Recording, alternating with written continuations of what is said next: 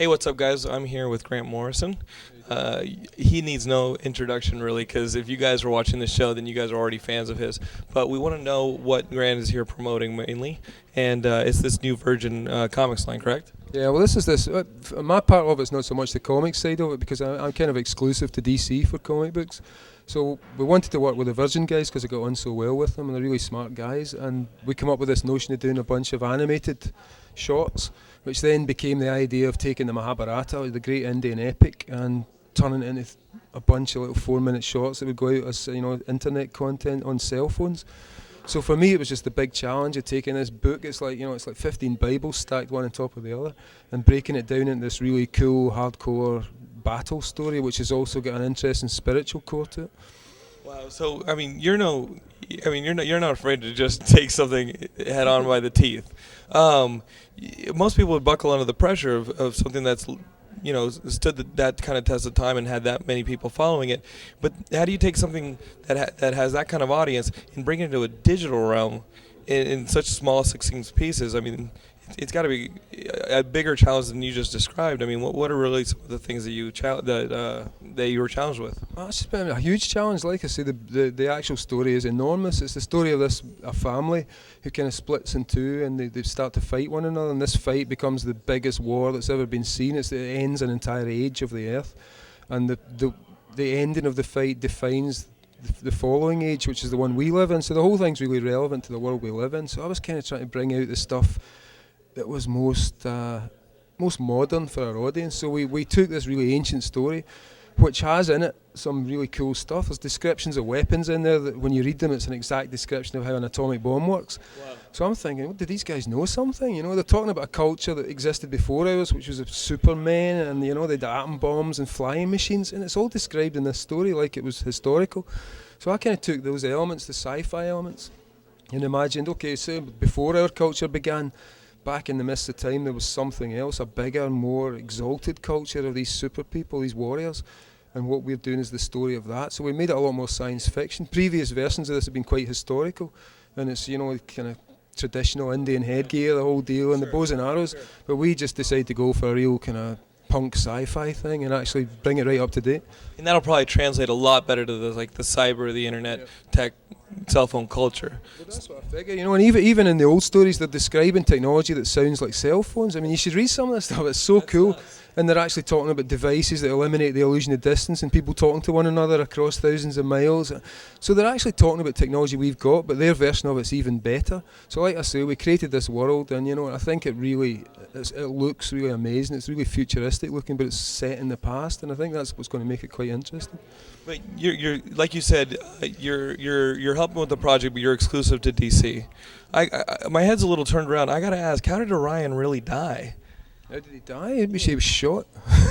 Because I've seen Darkseid beat him up, but in Final Crisis, your Final Crisis, where I'm going to take that as the official. This is how Orion died. He was shot with a bullet, sent back through time. That's what I'm going to work with. That's the way it should be, And in the Death of New Gods, Jim Starlin has a moment in the 6th issue, I think, is where you see Orion getting hit by something, and that's the moment that ties into our. But those battles afterwards, just forget them. Yeah, because I kind of had to go back to the Countdown and be like, wait.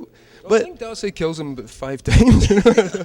But we actually, because we had those little continuity glitches, and I thought, okay, I'm going to actually make this work.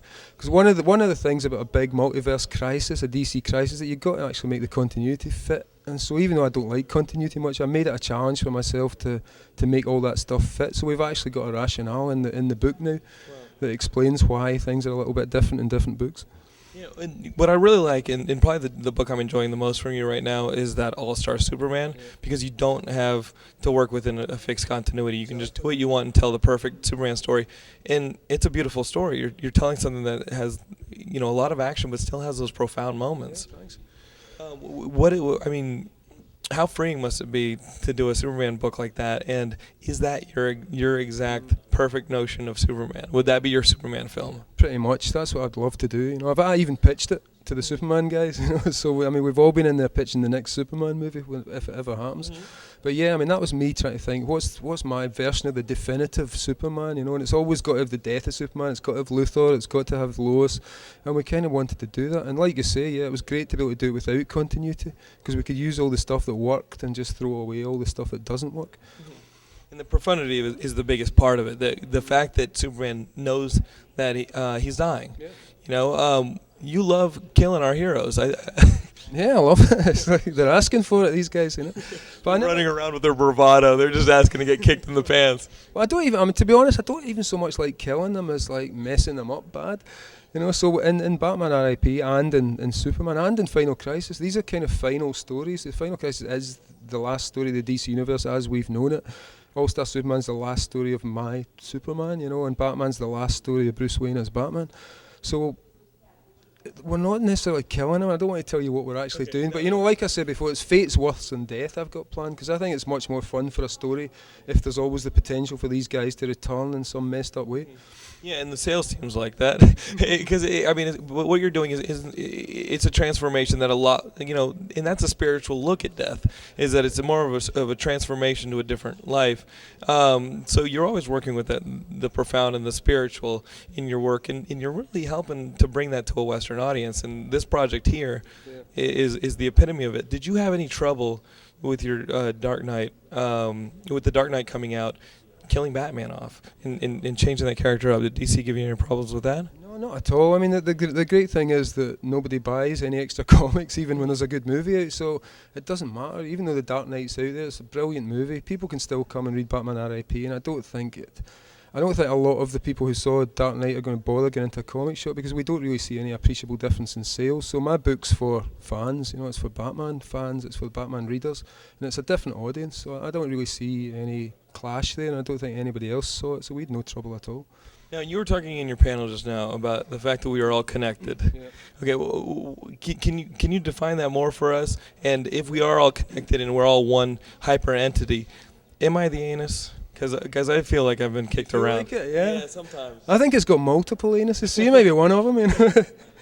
Yeah, can you describe more of that? Because it blows your mind to think that we're all part of a connected conscience. And like you said, the themes that have been around for millennia are things that are still showing up today, and they're actually coming around. The heroes of the past are the same guys. You know, humans have always told the same kind of stories. There's always stories of love, there's always stories of war, there's always stories of betrayal. And people have been telling those stories since we were cavemen. So we haven't changed that much. But I'll try and explain this as fast as possible. This isn't metaphysics, this is actual physical reality, if you think about it.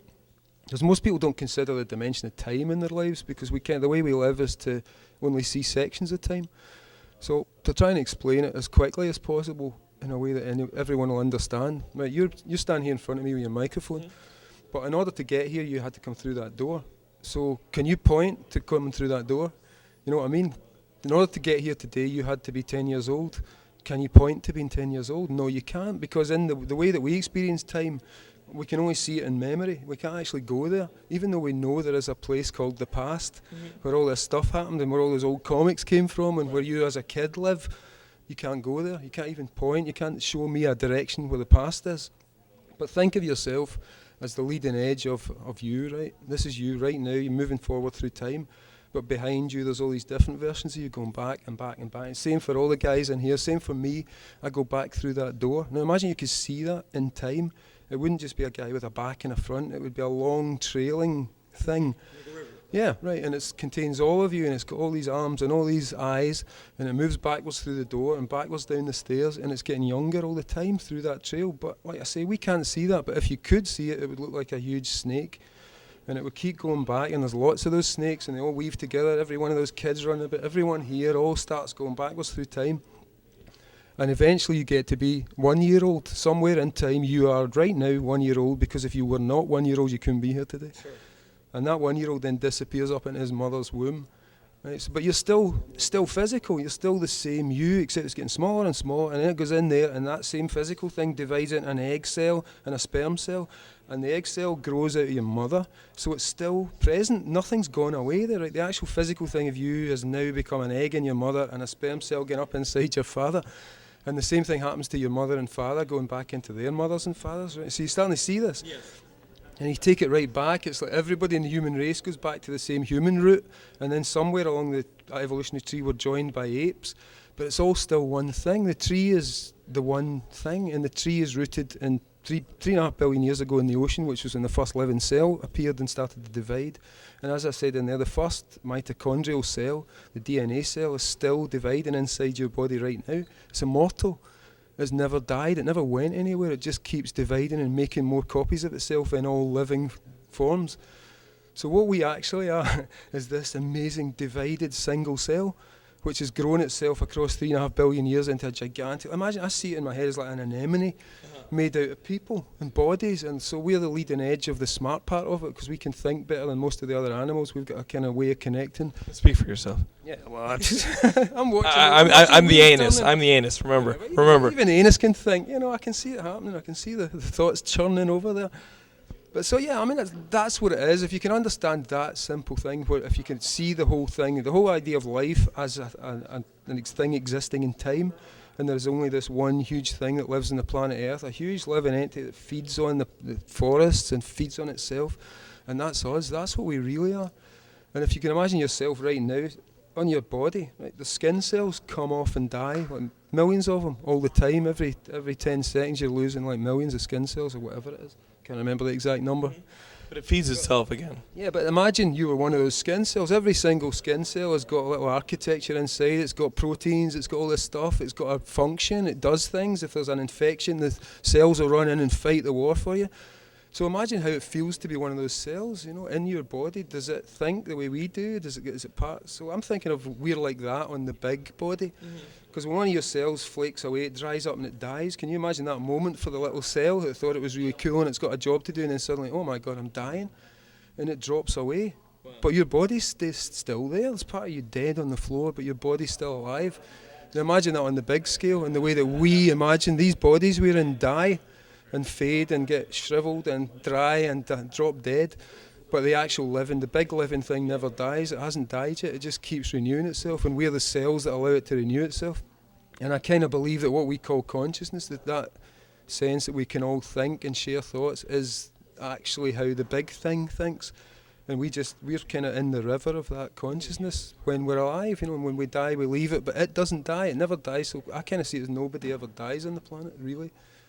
I think all of your stories slowly you just all come back to the same sort of themes that you're exploring. Yeah.